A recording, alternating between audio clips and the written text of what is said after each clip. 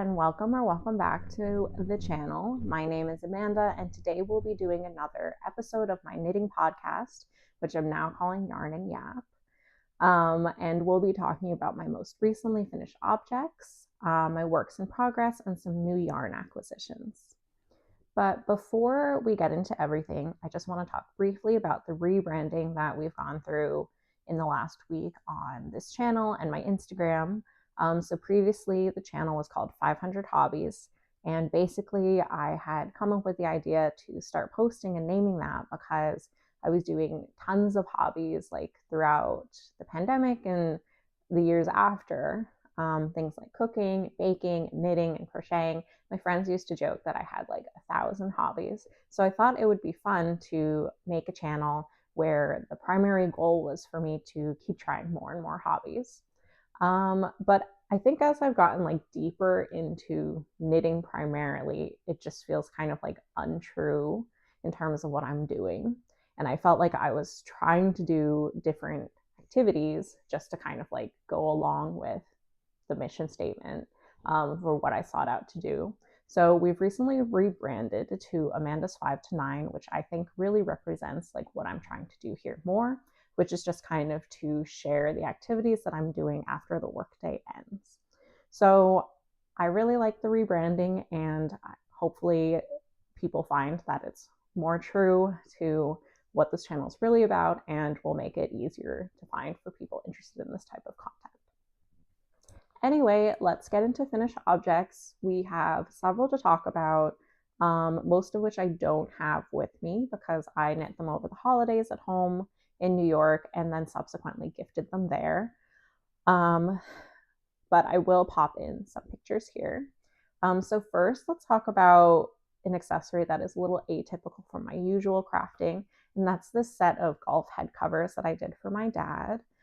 He texted me in like late November a picture that he saw online, and I think they were a really nice deviation from like what I typically do in terms of garments.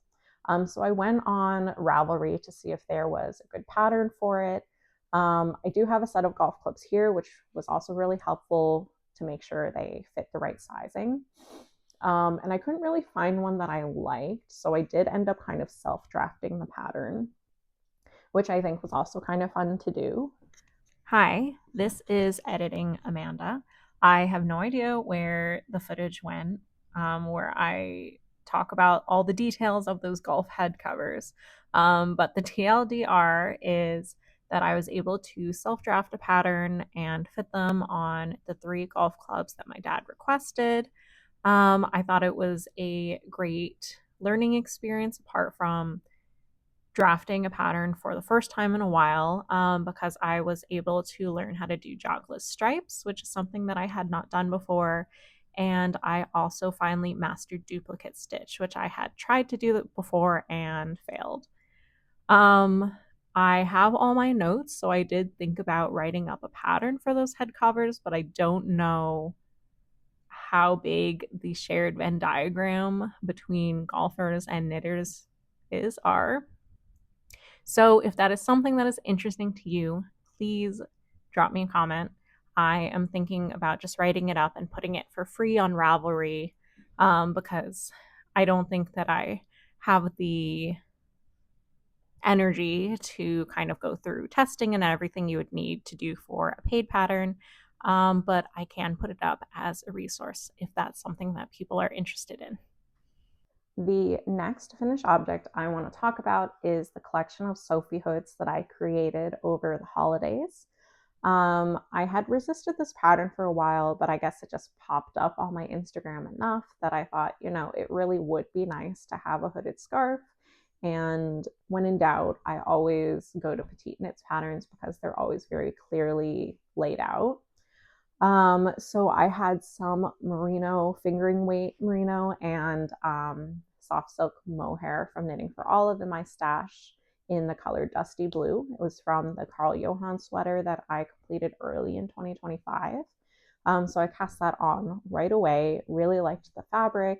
I did end up gifting this version to one of my aunts over Christmas. And then I completed one in this olive color alpaca upcycle yarn from Knit Picks that I had in stash. And then because both of my aunts had one, my mom wanted one. So when we were in New York, I went up to Yarn Farm Kingston and bought 3 balls of this wool cashmere blend in a really nice navy blue, which I then turned into, I would say, 90% of a Sophie hood, and then one of the ends had to be from my stash. When I came back from the holidays, I also found kind of like a good Sophie hood quantity of this bulkier yarn. So this is the one that I still have. And I'm going to be gifting this to a friend of mine when I see her in a couple weeks. I think the Sophie hood pattern is obviously very well written. It's a petite knit pattern, and she is, I would argue, the #1 knitwear designer in terms of popularity for a reason. I think it's also really nice that you can pretty much use any yarn for it as long as you're happy with the weight of the fabric. And it's really easy to, unless this is like your very first knitting project, which actually I would say that I think it could work for your first, maybe not your first, but like an advanced beginner project.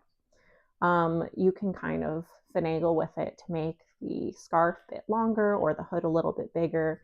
And I am going to be talking about all of that in a pattern vlog that I'm going to, pattern review that I'm going to create probably sometime after I post this video, because I think having 4 Sophie hoods under my belt does give me a little bit of authority to talk about all the pros and cons of the pattern. So going off all of these Sophie hoods, my brother asked me to knit him kind of a hood with a gaiter situation, with also a drawstring that he could wear on these cold days in New York. So I scoured the internet and Ravelry, and I found the Boston Blizzards hood as the pattern that I felt like most encompassed what he was looking for. So I was able to knit him that with some leftover alpaca upcycled yarn that I used for one of the hoods, and also the black acrylic yarn that I used for the Gulf head covers. So it was a really nice destashing project for me also. Just looking at it, I thought I could kind of figure out the pattern by myself, like just looking at other pictures of gaiters and things that he wanted. But I ended up buying the pattern because I wasn't 100% sure of the construction of the hood and how to pick up the stitches for the gaiter. So I'm glad that I did that. I think the pattern was really well written. I did employ some modifications. So for the brim here around the hood, I ended up doing like a folded band and also putting like an I-cord in the hood so that he could like pull it through like a drawstring hoodie if he wanted to. And I also made the hood a little bit smaller. I felt like it was a lot of fabric, but I guess like it's pretty easy to modify depending on how big your head is. But I think it was a really cool construction. I had never really knit anything like that before. And actually, after seeing it, my husband also wanted one. So I will be working with this pattern again in the future. So now let's get into our works in progress. So after doing so much gift knitting over the holidays, I came home really excited to cast some new things on. And I ended up casting on 2 things that were not part of my winter knitting plans, so we are deviating a little bit, and B, they are repeat patterns, so I guess you can consider them part of the plans. So first I will share the Ingrid sweater that I cast on for my partner. He kindly did a lot of the fitting for my brother's Ingrid, so luckily I was able to cast on and know the size was going to fit him right away. I am making it for him in Knit Picks Gloss, which is 70% merino wool and 30% silk. And it is really nice to work with. It's super soft. I think I had talked about it in my Ingrid sweater vlog that I ended up knitting that for my brother in Knitting for Olive Heavy Merino, and it was a little bit scratchy to my partner when he was doing the try-ons. So I made sure to find something that was a little bit softer. This is in the color Captain, which I think is a really nice kind of green blue. Hopefully that is showing up well on the camera. I have gotten a good proportion of the body done, and I'm hoping to finish this by the end of the month. We are going on a trip in the beginning of February, so my hope is that he's able to wear it at that time. I'll say the second time making the Ingrid sweater, I think I probably did think this the first time, but like getting through these really big sections of ribbing, it's just like, I did not want to work on it anymore. But we're gonna get through it, and I think now I'm just about to start my big section of mock cables, which is my favorite part of the pattern. I would say hot tip, which I considered doing, and maybe it will happen when I get to the next section of the 2x2 rib. There are no rules that say that you can't put the body on hold and work a sleeve or a folded neckline to kind of like get yourself out of the funk of working on such a big monotonous part of the sweater. So that might happen. I bought this sweater quantity of gloss during Knit Picks like big sale in November, and I think it's amazing that I was able to get a sweater quantity for like under $50, especially one with such high silk content, which I think is going to work up really nicely. I would be happy to work with gloss on something for myself in the future. So yeah, that's where we are with that. Next, kind of going off of the stripes that I did for the golf head covers, because every project feeds into another. I cast on this striped vest. So back in my yarn stash at home, I actually had 200 grams each of this undyed sheep's wool that actually came from a farm only about an hour from my parents' house, but I'm pretty sure we did thrift it locally. So I guess it was someone who bought it and ended up not using it. Their loss, my gain. So for this, I'm using the See My Vest worsted pattern. I've done the See My Vest chunky. This is a free vest pattern. I think it's by like a local yarn store elsewhere, not in the US. I think this is just a really good basic vest pattern. If you're not looking for anything crazy in terms of like cabling, I think this is just a good solid stockinette vest. Now that I know a little bit more about knitting, I did add some German short rows here to the back to kind of make the shaping a little bit better. I don't know if you can see.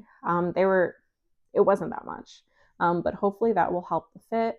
I plan on doing a folded neckline, which is also not what the pattern dictates. So I'm kind of taking this like basic, very solid, beginner friendly basic pattern and trying to elevate it a little bit with what I have learned. I have not done a full skein of each yarn yet. So I actually, in my dream of dreams, think that maybe I could turn this into a full sweater. And maybe just get like a different yarn to do the collar and the ribbing around the cuffs and the bottom of the sweater, to kind of stretch the yarn that way. I have my swatch here. So I did swatch for this just to kind of see, because the pattern doesn't, well, it has a stripes modification you can do, but I wanted to make sure that the stripes were the right width for my liking. So I did a lot of different ones here. And I also decided to hold the cream colored one with this alpaca lace from Knit Picks that I had in stash. And I think if you look closely, it does like add a little bit of dimension here. So I have kind of put this one on hold as I try and finish the Ingrid sweater first. But I think once I'm done with that, I should be able to finish this one in the next few weeks as well. So lastly, I want to talk about some new acquisitions. So, it's still January, so I am still trying to stick to my destashing journey. And I think that I am doing like kind of a compromise in terms of just like finding other yarns that complement that I can work with the stash yarn with, because I don't really have a good sweater quantity for a lot of these.